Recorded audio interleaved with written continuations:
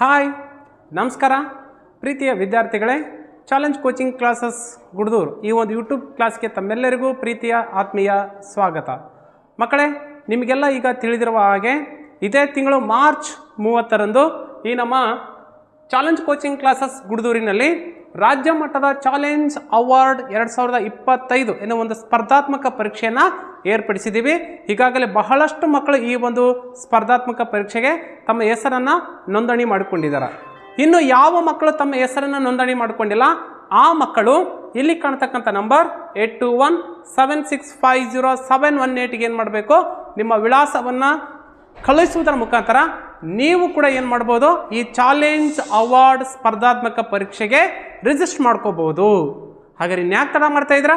ಬೇಗ ಬೇಗ ಮೊಬೈಲ್ ತಗೋರಿ, ನಂಬರ್ ಟೈಪ್ ಮಾಡಿ, ನಿಮ್ಮ ವಿಳಾಸವನ್ನು ಟೈಪ್ ಮಾಡಿ ಈ ನಂಬರಿಗೆ ಕಳಿಸಿ ಅಂತ ಹೇಳುತ್ತಾ, ಹಾಗಾದರೆ ಮಕ್ಕಳೇ ಈ ಒಂದು ಪರೀಕ್ಷೆ ಯಾವಾಗಿದೆಯಪ್ಪ ಅಂದರೆ ನಿಮಗೆ ಈಗಾಗಲೇ ಗೊತ್ತಿದೆ. ಪರೀಕ್ಷೆ ದಿನಾಂಕ 30/3/2025 ರವಿವಾರ ಭಾನುವಾರದಂದು ಈ ಪರೀಕ್ಷೆ ಏರ್ಪಡಿಸಿದ್ದೀವಿ. ಸಮಯ ಬೆಳಗ್ಗೆ 10 ಗಂಟೆಗೆ. ಸಮಯ ಬೆಳಗ್ಗೆ 10 ಗಂಟೆಗೆ ಈ ಒಂದು ಪರೀಕ್ಷೆಯನ್ನು ನಿಗದಿ ಮಾಡಲಾಗಿದೆ. ಈ ಪರೀಕ್ಷೆ ಯಾವ ಮಾಧ್ಯಮದಲ್ಲಿದೆ ಅಂದರೆ ಕನ್ನಡ ಮಾಧ್ಯಮದಲ್ಲಿದೆ. ಅಂದರೆ ಕನ್ನಡ ಮತ್ತು ಇಂಗ್ಲೀಷ್ ಎರಡು ಮಾಧ್ಯಮದಲ್ಲಿ ನಾವು ಈ ಒಂದು ಪರೀಕ್ಷೆಯನ್ನು ಬರೀಬಹುದು. ಯಾವ್ಯಾವ ವಿಷಯಗಳು? ಕನ್ನಡ, ಇಂಗ್ಲೀಷ್, ಸಾಮಾನ್ಯ ಜ್ಞಾನ ಮತ್ತು ಮಾನಸಿಕ ವಿಷಯಕ್ಕೆ ಹಾಗೂ ಸಾಮಾನ್ಯ ಜ್ಞಾನಕ್ಕೆ ಸಂಬಂಧಪಟ್ಟಂಥ ಪ್ರಶ್ನೆಗಳನ್ನು ಕೇಳಲಾಗಿರುತ್ತದೆ. ಹಾಗಾದರೆ ಇನ್ಯಾಕೆ ತಡ ಮಾಡ್ತಾ ಇದ್ದೀರಾ? ನೀವು ಕೂಡ ಪ್ರಶಸ್ತಿ ಗೆಲ್ಲಬೇಕಾದ್ರೆ ಆದಷ್ಟು ಬೇಗ ನಿಮ್ಮ ಹೆಸರನ್ನು ನೋಂದಣಿ ಮಾಡಿ ಪರೀಕ್ಷೆಯಲ್ಲಿ ಭಾಗವಹಿಸಿ ಬಹುಮಾನವನ್ನು ನಿಮ್ಮದಾಗಿಸಿಕೊಳ್ಳಿ. ಹಾಗೆ ನಮ್ಮ ಕೋಚಿಂಗ್ ಸೆಂಟ್ರಲ್ಲಿ ಅಥವಾ ನಮ್ಮ ತರಬೇತಿ ಕೇಂದ್ರದಲ್ಲಿ ಉಚಿತ ಪ್ರವೇಶವನ್ನು ಪಡೆದುಕೊಳ್ಳಿ. ನವೋದಯ, ಸೈನಿಕ, ಕಿತ್ತೂರು, ಅಳಿಕೆ, ಮುದ್ದನಹಳ್ಳಿ ಬೇರೆ ಬೇರೆ ವಸತಿ ಶಾಲೆಗಳು ಕೂಡ ನೀವು ಆಯ್ಕೆಯಾಗಿ ನಿಮ್ಮ ಭವಿಷ್ಯವನ್ನು ರೂಪಿಸಿಕೊಳ್ಳಬಹುದು. ಹಾಗಾದರೆ ಬನ್ನಿ, ಇವತ್ತಿನ ಈ ಕ್ಲಾಸಲ್ಲಿ ನಾವು ಗಣಿತ ವಿಷಯಕ್ಕೆ ಸಂಬಂಧಪಟ್ಟಂತೆ ಯಾವ ರೀತಿಯ ಪ್ರಶ್ನೆಗಳು ಕೇಳಲಾಗುತ್ತದೆ ಅನ್ನೋದರ ಬಗ್ಗೆ ಇವತ್ತಿನ ಕ್ಲಾಸಲ್ಲಿ ಒಂದೊಂದಾಗಿ ಚರ್ಚೆ ಮಾಡ್ತಾ ಹೋಗೋಣ. ಹಾಗೆ ಚಾಲೆಂಜ್ ಅವಾರ್ಡ್ ಬಗ್ಗೆ ಮಾಹಿತಿಯನ್ನು ಕೊಡ್ತಾ ಹೋಗ್ತಾನೆ ಇರ್ತೀನಿ. ಬನ್ನಿ ಹಾಗಾದರೆ ಮಕ್ಕಳು, ಈ ನಮ್ಮ ಕ್ಲಾಸನ್ನು ಕೊನೆಯದಿಂದ ಪ್ರಾರಂಭದವರೆಗೆ ನೋಡಿ, ಯಾವುದೇ ರೀತಿ ಸ್ಕಿಡ್ ಮಾಡಬೇಡಿ. ನಮ್ಮ ವಿಡಿಯೋವನ್ನು ನಿಮಗೆ ಇಷ್ಟವಾದರೆ ಲೈಕ್ ಮಾಡಿ. ನಿಮಗೆ ಏನಾದರೂ ಅನಿಸಿಕೆ ಅಭಿಪ್ರಾಯಗಳೆಂದರೆ ಕಮೆಂಟ್ ಬಾಕ್ಸಲ್ಲಿ ಕಮೆಂಟ್ ಮಾಡಿ. ನಿಮ್ಮ ಸ್ನೇಹಿತರಿಗೂ ಕೂಡ ಈ ಒಂದು ಕ್ಲಾಸಸ್ನ ತೋರಿಸ್ಬೇಕಾದ್ರೆ ಅವ್ರಿಗೂ ಕೂಡ ಈ ಒಂದು ವಿಡಿಯೋವನ್ನು ಶೇರ್ ಮಾಡಿ ಅಂತ ಹೇಳ್ತಾ, ಸೊ ಹಾಗಾದರೆ ಬನ್ನಿ, ಮೊದಲನೇ ಪ್ರಶ್ನೆ ಏನಿದೆ ನೋಡ್ರಿ. 3 ಅಂಕಿಯ ಅತಿ ದೊಡ್ಡ ಸಂಖ್ಯೆ ಮತ್ತು ಅತಿ ಚಿಕ್ಕ ಸಂಖ್ಯೆಗಳ ಸಂಕಲನ ಎಷ್ಟು? ಸಂಕಲನ ಅಂದರೆ ಏನು? ಮೊತ್ತ. 3 ಅಂಕಿಯ ಅತಿ ದೊಡ್ಡ ಸಂಖ್ಯೆ, 3 ಅಂಕಿಯ ಅತಿ ಚಿಕ್ಕ ಸಂಖ್ಯೆಗಳ ನಡುವಿನ ಸಂಕಲನ ಎಷ್ಟು? ಸಂಕಲನ ಅಂದ್ರೆ ಏನು? ಮೊತ್ತ ಕಂಡುಹಿಡಬೇಕು. ಮೊತ್ತ ಕಂಡುಹಿಡ್ಕೋಬೇಕು. ಮೊತ್ತ. ಬನ್ನಿ ಮಕ್ಕಳೇ, 3 ಅಂಕಿಯ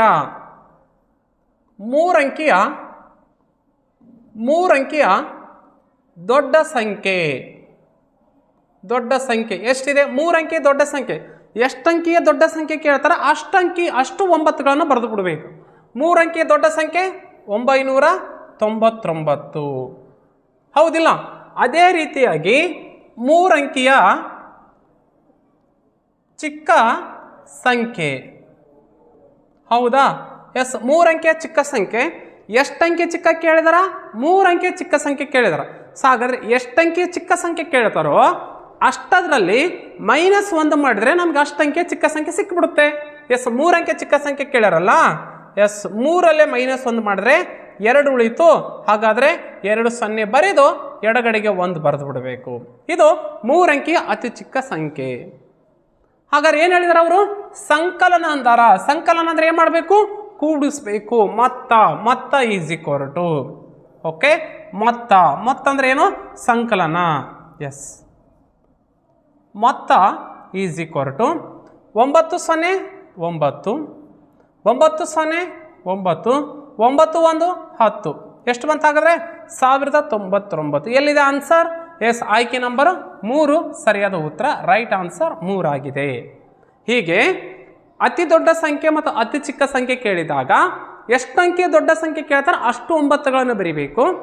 ಎಷ್ಟು ಅಂಕಿಯ ಚಿಕ್ಕ ಸಂಖ್ಯೆ ಕೇಳ್ತಾರೆ ಅಷ್ಟು ಅಂಕಿ ಬರೆದು ಅಷ್ಟು ಸಂಖ್ಯೆಯನ್ನು ಬರೆದು ಅದರಲ್ಲಿ -1 ಮಾಡಬೇಕು. ಬಂದಂಥ ವ್ಯತ್ಯಾಸದಲ್ಲಿ ಅಷ್ಟು 0ಗಳನ್ನು ಬರೆದು ಎಡಗಡೆಗೆ 1 ಬರೆದು ಬಿಟ್ಟರೆ ಅಷ್ಟು ಅಂಕಿ ಚಿಕ್ಕ ಸಂಖ್ಯೆ ಸಿಗುತ್ತೆ. ಸಂಕಲನ ಕೇಳಿದ್ರೆ ಮೊತ್ತ ಮಾಡಿ, ವ್ಯವಕಲನ ಕೇಳಿದರೆ ದೊಡ್ಡ ಸಂಖ್ಯೆಯಲ್ಲಿ ಚಿಕ್ಕ ಸಂಖ್ಯೆ ಕಳೀರಿ, ವ್ಯತ್ಯಾಸ ಸಿಗುತ್ತೆ. Okay right. ಹಾಗಾದರೆ ಮುಂದಿನ ಪ್ರಶ್ನೆ ನೋಡೋಣ. ಎಸ್, ಪ್ರಶ್ನೆ ಸಂಖ್ಯೆ 2 ಏನಿದೆ? 34,789ರಲ್ಲಿ ಏನು ಕೇಳಿದ್ರು ಅವರು? 4 ಮತ್ತು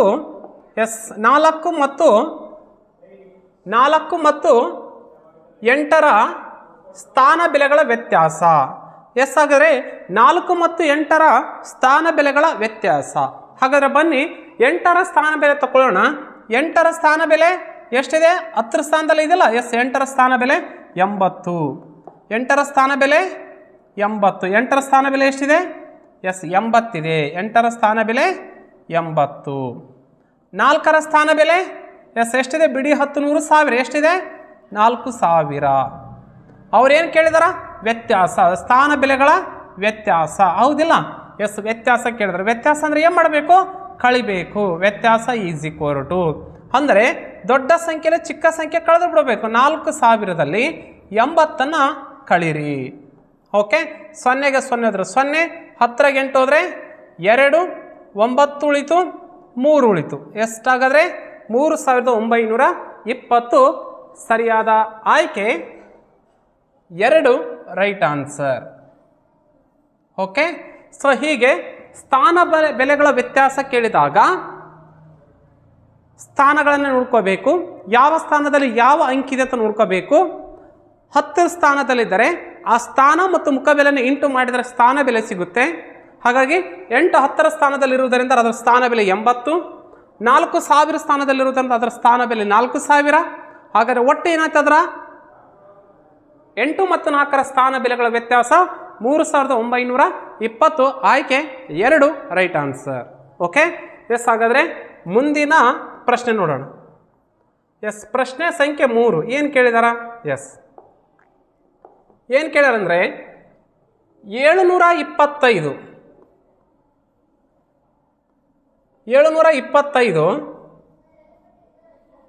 ಇದರಲ್ಲಿ 100ರ ಸಮೀಪವರ್ತಿ ಯಾವುದು ಅಂದರೆ 100ರ ಸ್ಥಾನಕ್ಕೆ ಅಂದಾಜು ಮಾಡಿ ಅಂತ ಅರ್ಥ. 725ನ್ನು 100ರ ಸ್ಥಾನಕ್ಕೆ ಅಂದಾಜು ಮಾಡಬೇಕಾದ್ರೆ 725ರಲ್ಲಿ 100 ಸ್ಥಾನದಲ್ಲಿ ಯಾವ ಅಂಕಿದೆ? 100 ಸ್ಥಾನವನ್ನು ಫೈಂಡ್ ಔಟ್ ಮಾಡ್ಕೊರಿ ಮೊದಲು. ಬಿಡಿ 10 100 ಸ್ಥಾನ ಇಲ್ಲಿದೆ. 100ರ ಸ್ಥಾನದಲ್ಲಿ 7 ಇದೆ. ಹಾಗಾದರೆ 100ರ ಸ್ಥಾನಕ್ಕೆ 7ನ್ನು ಅಂದಾಜು ಮಾಡಬೇಕಾದ್ರೆ ಅದರ ಹಿಂದಿನ ಅಂಕೆ ನೋಡಕ್ಕೆ ಹೋಗ್ಬೇಕು. ಹಿಂದಿನ ಅಂಕೆ ಏನಿದೆ? 2 ಇದೆ. ಅಥವಾ ಹಿಂದಿನ ಅಂಕೆ ಏನಿದೆ? ಹಿಂದಿನ ಸ್ಥಾನದ ಅಂಕೆ 2 ಇದೆ. ಆ ಸ್ಥಾನದಲ್ಲಿರುವ ಅಂಕೆ 5ಕ್ಕಿಂತ ಚಿಕ್ಕದಿತ್ತಂದರೆ 7ಕ್ಕೆ ಯಾವುದೇ ರೀತಿ ಪ್ಲಸ್ ಮಾಡೋ ಅವಶ್ಯಕತೆ ಇಲ್ಲ. ಅಥವಾ 7ರ ಸ್ಥಾನದ ಹಿಂದಿನ ಅಂಕೆ 5ಕ್ಕಿಂತ ದೊಡ್ಡದಿತ್ತಪ್ಪಂದರೆ ಯಾವ ಸ್ಥಾನಕ್ಕೆ ಅಂದಾಜು ಮಾಡ್ತಾ ಅದಕ್ಕೆ +1 ಮಾಡಬೇಕು. ಬಟ್ ಇಲ್ಲಿ 7ರ ಸ್ಥಾನದಲ್ಲಿರ್ತಕ್ಕಂಥ ಹಿಂದಿನ ಅಂಕೆ ಅಂದರೆ 7ರ ಸ್ಥಾನದಲ್ಲಿರ್ತಕ್ಕಂಥ ಹಿಂದಿನ ಅಂಕೆ 2 ಇದೆ. ಹಾಗಾಗಿ 7ಕ್ಕೆ ಒಂದು ಪ್ಲಸ್ ಮಾಡೋ ಅವಶ್ಯಕತೆ ಇಲ್ಲ. ಸೊ 7ನ್ನು ಹಾಗೆ ಬರ್ಕೊಂಡ್ಬಿಡ್ತೀನಿ. ಮುಂದುಗಡೆ ಎಷ್ಟು ಸ್ಥಾನ ಇದೆಯೋ ಅಷ್ಟು 0 ಬರ್ಕೊಂಡ್ಬಿಡಬೇಕು. ಸೊ ಹಾಗಾದರೆ 725ರ 100ರ ಸಮೀಪವರ್ತಿ ಯಾವುದು? ಸೊ 700 ಸರಿಯಾದ ಉತ್ತರ. ಆಯ್ಕೆ 2 ರೈಟ್ ಆನ್ಸರ್. Okay, S. ಈ ರೀತಿಯಾಗಿ ಏನಪ್ಪ ಅಂದ್ರೆ ಅಂದಾಜು ಬೆಲೆಗಳ ಮೇಲೆ ನೋಡ್ರಿ ಪದೇ ಪ್ರಶ್ನೆಗಳನ್ನು ಕೇಳ್ತಾ ಇದ್ದೀವಿ. ಸೊ ಬರ್ತಾ ಇದೆ ನೋಡೋಣ. ಮುಂದಿನ ಪ್ರಶ್ನೆ, ಒಂದು ರೇಡಿಯೋದ ಬೆಲೆ 350 ರೂಪಾಯಿ ಆದರೆ ಅಂತಹ 12 ರೇಡಿಯೋಗಳ ಬೆಲೆ ಎಷ್ಟು? ಹೌದಿಲ್ಲ? ನೋಡಿ, ಏನಂದರೆ ಇದು ಗುಣಾಕಾರಕ್ಕೆ ಸಂಬಂಧಪಟ್ಟಿದ್ದಾಗುತ್ತೆ. ನೋಡೋಣ. ಒಂದು ರೇಡಿಯೋದ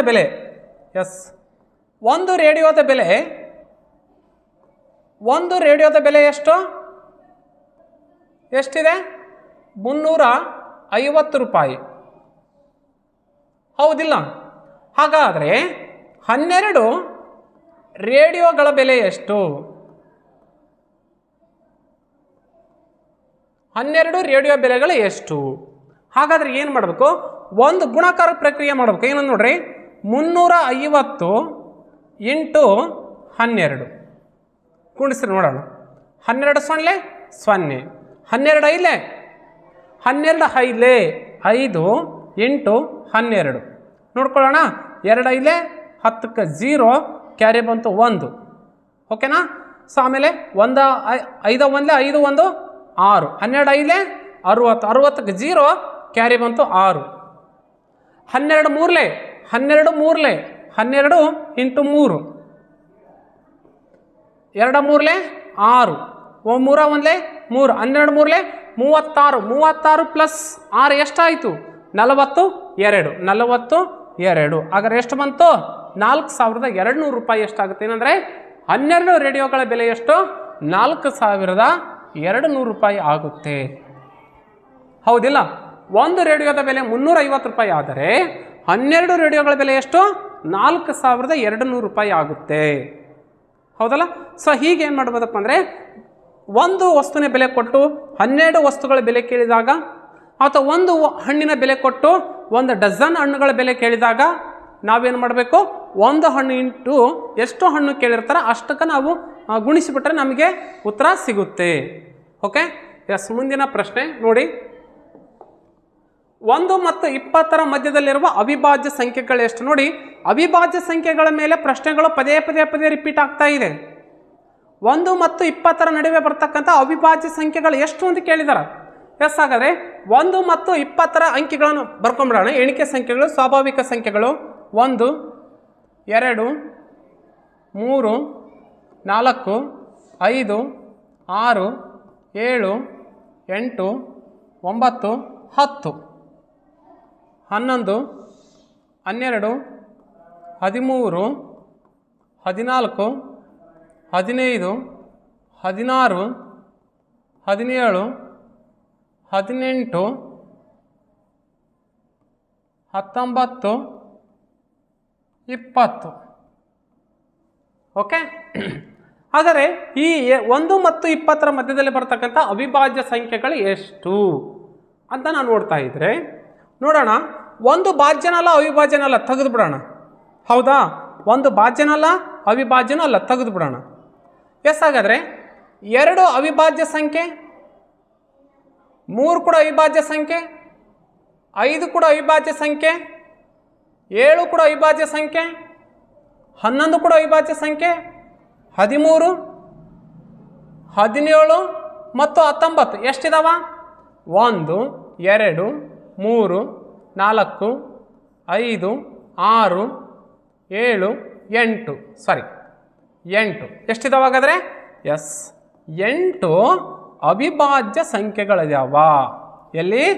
1ರಿಂದ 20ರ ಮಧ್ಯದಲ್ಲಿ ಬರ್ತಕ್ಕಂಥ ಅವಿಭಾಜ್ಯ ಸಂಖ್ಯೆಗಳು ಎಷ್ಟಿದಾವ? 8 ಇದಾವೆ. ಯಾವ್ಯಾವಪ್ಪ ಅಂದರೆ, ಯಾವ್ಯಾವ ನೋಡ್ರಿ? 2 3 5 7 11 13 17 ಮತ್ತು 19. 1 2 3 4 5 6 7 8 ಅವಿಭಾಜ್ಯ ಸಂಖ್ಯೆಗಳನ್ನು ನೋಡ್ತಾ ಇದ್ದೀವಿ. 1 ಮತ್ತು 20ರ ಮಧ್ಯದಲ್ಲಿ ಬರ್ತಕ್ಕಂಥ ಅವಿಭಾಜ್ಯ ಸಂಖ್ಯೆಗಳು 8. Okay, yes. ಮುಂದಿನ ಪ್ರಶ್ನೆ. ಎಸ್ ಮಕ್ಕಳೇ, ಈಗಾಗಲೇ ನಿಮಗೆ ತಿಳಿದಿರುವ ಹಾಗೆ ಈ ನಮ್ಮ ಸಂಸ್ಥೆಯಲ್ಲಿ ರಾಜ್ಯ ಮಟ್ಟದ ಚಾಲೆಂಜ್ ಅವಾರ್ಡ್ 2025ರ ಒಂದು ಸ್ಪರ್ಧಾತ್ಮಕ ಪರೀಕ್ಷೆ ಇದೇ ತಿಂಗಳು ಮಾರ್ಚ್ 30ನೇ ತಾರೀಕಂದು ಏರ್ಪಡಿಸಿದ್ದೀವಿ. ಈ ಡೇಟನ್ನು ಯಾವತ್ತೂ ಮರೆಬೇಡಿ, ನೆನಪಲ್ಲಿಟ್ಕೊಳ್ಳಿ. ಯಾಕಂದರೆ ಈ ಡೇಟಂದ, ಈ ಒಂದು ದಿನಾಂಕದಂದು ನಿಮ್ಮ ಜೀವನದಲ್ಲಿ ಮೊದಲನೇ ಪರೀಕ್ಷೆಯನ್ನು ಎದುರಿಸ್ತಕ್ಕಂಥ ಒಂದು ಶುಭ ಗಳಿಗೆ ಆಗಿದೆ ಅವತ್ತಿನ ದಿನ. ಹಾಗಾಗಿ ಈ ಪರೀಕ್ಷೆನ ಯಾವತ್ತೂ ಮಿಸ್ ಮಾಡ್ಕೋಬೇಡಿ, ಪ್ರಸ್ತುತ 4 ಮತ್ತು 3ನೇ ತರಗತಿ ಓದಿರ್ತಕ್ಕಂಥ ವಿದ್ಯಾರ್ಥಿಗಳು.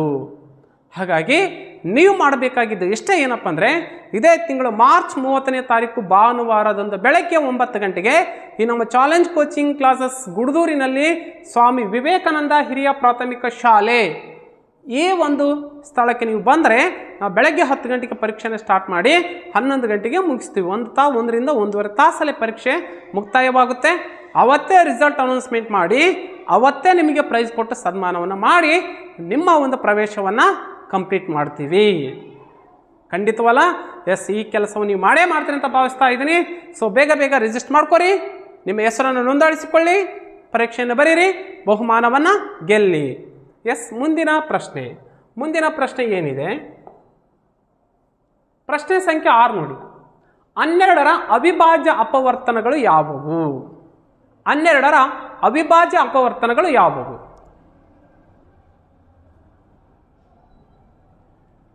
ಎಸ್, ಹಾಗಾದರೆ ಹನ್ನೆರಡರ ಅವಿಭಾಜ್ಯ ಅಪವರ್ತನಗಳು ನೋಡೋಣ. 12 ಅವಿಭಾಜ್ಯ ಸಂಖ್ಯೆಗಳಿಂದ ಭಾಗ ಹೋಗಬೇಕು. ನೋಡೋಣ, 2ರಿಂದ ಹೋಗುತ್ತೆ. 2 ಅನ್ನೋದು ಒಂದು ಅವಿಭಾಜ್ಯ ಸಂಖ್ಯೆ. 2 4 8, 2 2 6 12, ಮತ್ತೆ 6 ಹೋಗುತ್ತೆ 2ರಿಂದ. 2 3 6, 3 1 3. ನೋಡ್ರಿ, 2 8 2 8 3 ಇವೆಲ್ಲ ಅವಿಭಾಜ್ಯ ಸಂಖ್ಯೆಗಳು ತಾನೆ, ಹೌದಿಲ್ಲ? 2 2 4, 4 3 12, 4 3 12. ಹಾಗಾದರೆ 12ರ ಅವಿಭಾಜ್ಯ ಅಪವರ್ತನಗಳೆಲ್ಲಿದೆ? 2 × 2 × 3. Right answer option number 2 right answer. Okay, 12ರ ಅವಿಭಾಜ್ಯ ಅಪವರ್ತನಗಳು 2 × 2 × 3. Okay, yes. Next question, next ಪ್ರಶ್ನೆಗೆ ಹೋಗೋಣ. ಪ್ರಶ್ನೆ ಸಂಖ್ಯೆ 7 ಏನಿದೆ? 3ರ ಮೊದಲ 5 ಗುಣಕಗಳ ಮೊತ್ತ. ಗುಣಕಗಳಂದ್ರೆ ಏನು? ಮಗ್ಗಿ. 3 ಮಗ್ಗಿ ಬರಬೇಕು. ಮೊದಲ 5 ಗುಣಕಗಳು ನೋಡೋಣ. 3ರ ಮೊದಲ 5 ಗುಣಕಗಳಂದ್ರೆ 3 ಮಗ್ಗಿ ಬರೆದು ಬಿಡೋಣ. ಎಸ್,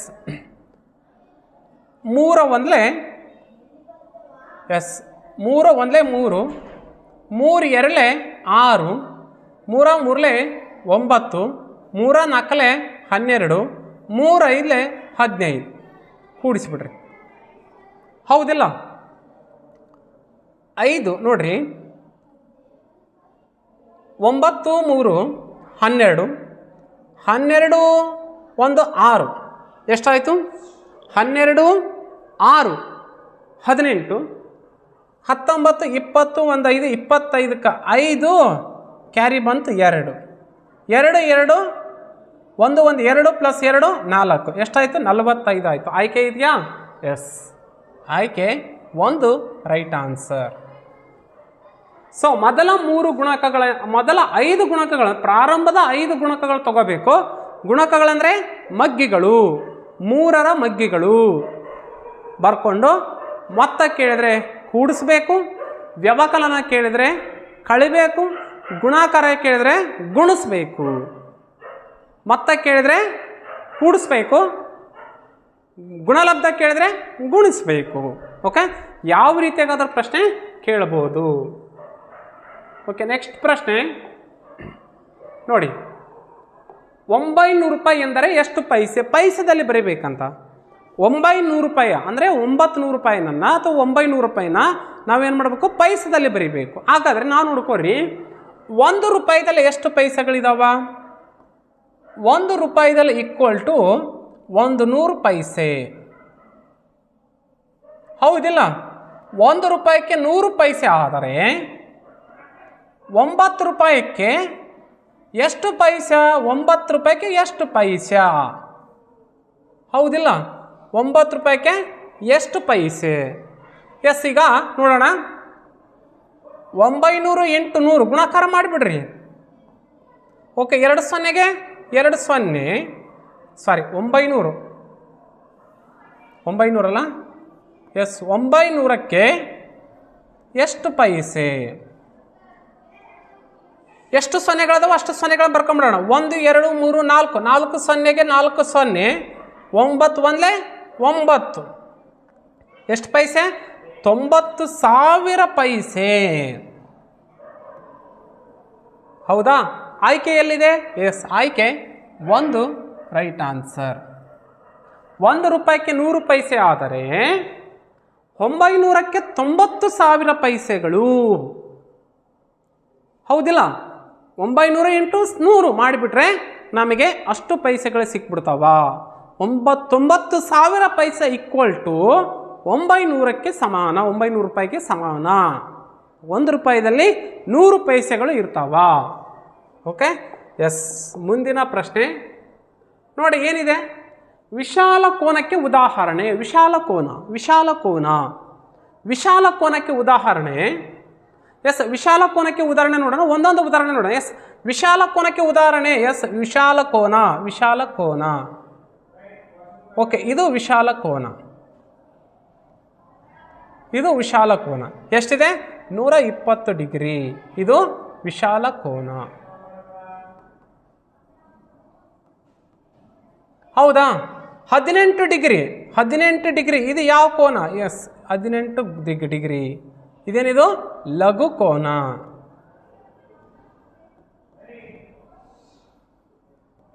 ಲಘು ಕೋನ. ಇನ್ನು ಬರೀ 90 ಡಿಗ್ರಿ, 90 ಡಿಗ್ರಿ. S, 90 degree. ಇದು ಯಾವ ಕೋನ?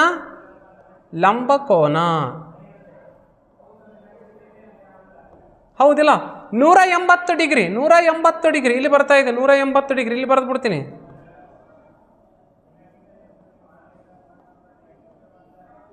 S, 180 degree. ಯಾವ ಕೋನ ಇದು?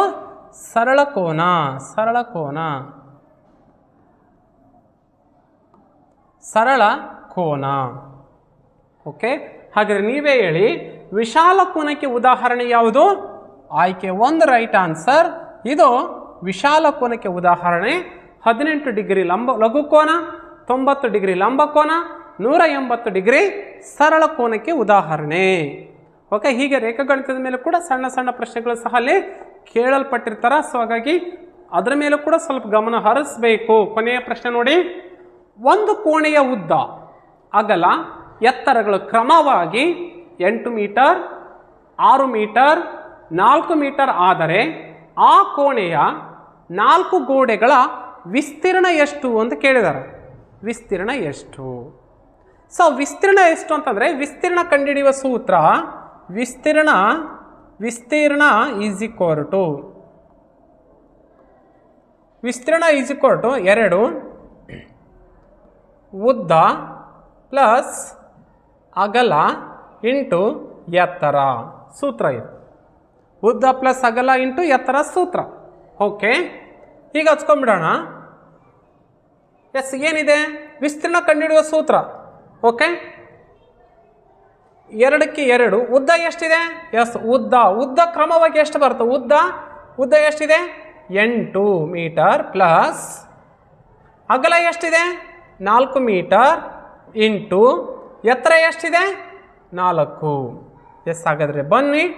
2 8 4 ಎಷ್ಟು? 12 ಇಂಟು 4. ಓಕೆ, ಎಸ್, ನೆಕ್ಸ್ಟ್ ಹಂಗೆ ಹೋಗೋಣ. ಓಕೆ, ಈಸಿ ಕೊರ್ಟು 2 ಇಂಟು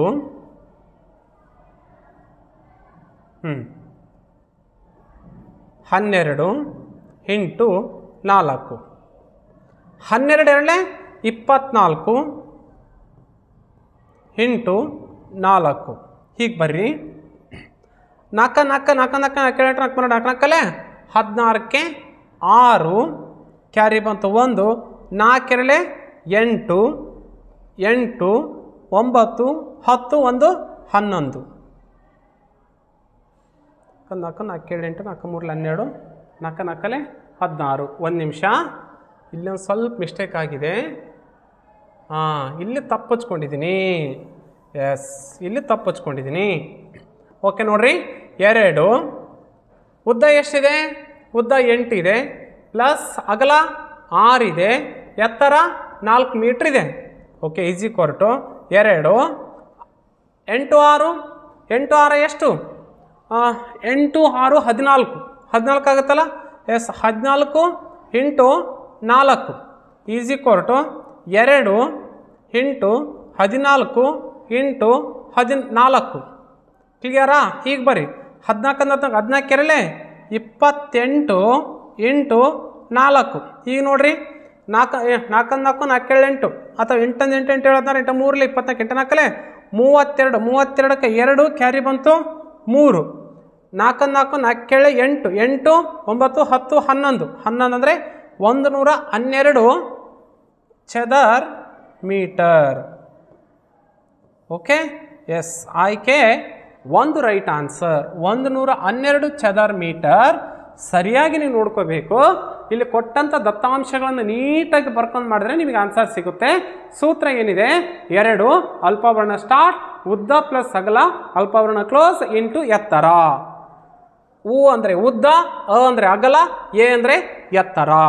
ಕ್ರಮವಾಗಿ ಅಂದ್ರೆ 8 ಮೀಟರ್ ಅಂದರೆ 8 ಅಂದರೆ ಉದ್ದ ಪ್ಲಸ್ 6 ಎಂದರೆ ಅಗಲ ಇಂಟು 4 ಎಂದರೆ ಎತ್ತರ. ಓಕೆ, ಸೊ 8 6 ಕೂಡಿಸಿಡಬೇಕು ಅಲ್ಪವರ್ಣದಲ್ಲಿ, ಇಂಟು 4 ಎತ್ತರ.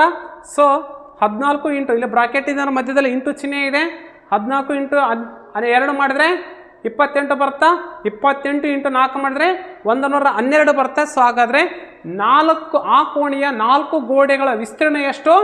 112 ಚದರ ಮೀಟರ್. 112 ಚದರ್ ಮೀಟರ್. ಓಕೆ, ಎಸ್ ಮಕ್ಕಳೇ, ಇದಾಗಿತ್ತು ಇವತ್ತಿನ ಈ ಕ್ಲಾಸ್ ಮಕ್ಕಳೇ.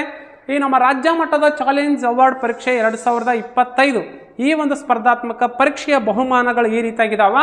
ಮೊದಲನೇ ಬಹುಮಾನ 5001, ಎರಡನೇ ಬಹುಮಾನ 2501, ಮೂರನೇ ಬಹುಮಾನ 2001, ನಾಲ್ಕನೇ ಬಹುಮಾನ 1501, ಐದನೇ ಬಹುಮಾನ 1001 ರೂಪಾಯಿ ಆಗುತ್ತೆ.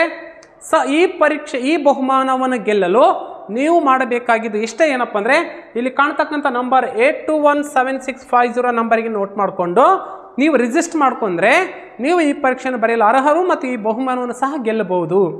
ಈ ಪರೀಕ್ಷೆ ಎಲ್ಲಿ ನಡೆಯುತ್ತಪ್ಪ ಅಂದರೆ ಪರೀಕ್ಷೆ ನಡೆಯುವ ಸ್ಥಳ ಸ್ವಾಮಿ ವಿವೇಕಾನಂದ ಹಿರಿಯ ಪ್ರಾಥಮಿಕ ಶಾಲೆ ಗುಡ್ದೂರು, ಮಸ್ಕಿ ತಾಲೂಕಿನಲ್ಲಿ ಬರತಕ್ಕಂಥ ಗುಡ್ದೂರಿನಲ್ಲಿ ಈ ಒಂದು ಪರೀಕ್ಷೆನ ನಾವು ಏರ್ಪಡಿಸ್ತಾ ಇದ್ದೀವಿ. ಸೊ ಯಾವಾಗಿದಪ್ಪ ಅಂದರೆ 30/3/2025 ಬೆಳಗ್ಗೆ 10 ಗಂಟೆಗೆ ಈ ಒಂದು ಚಾಲೆಂಜ್ ಅವಾರ್ಡ್ ಅನ್ನುವಂಥ ಒಂದು ಸ್ಪರ್ಧಾತ್ಮಕ ಪರೀಕ್ಷೆ ನಿಮಗೋಸ್ಕರ ಇದೆ, ನಿಮಗಾಗೇ ಇದೆ.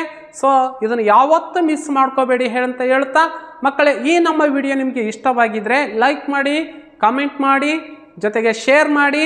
ನಮ್ಮ ಚಾನಲನ್ನು ನೀವು ಯೂಟ್ಯೂಬ್ಗೆ ಹೋಗಿ ಚಾಲೆಂಜ್ ಕೋಚಿಂಗ್ ಕ್ಲಾಸಸ್ ಸಿಂಧನೂರು ಅಂತ ಸರ್ಚ್ ಮಾಡಿದರೆ ನಮ್ಮ ಚಾನಲ್ ಓಪನ್ ಆಗುತ್ತೆ.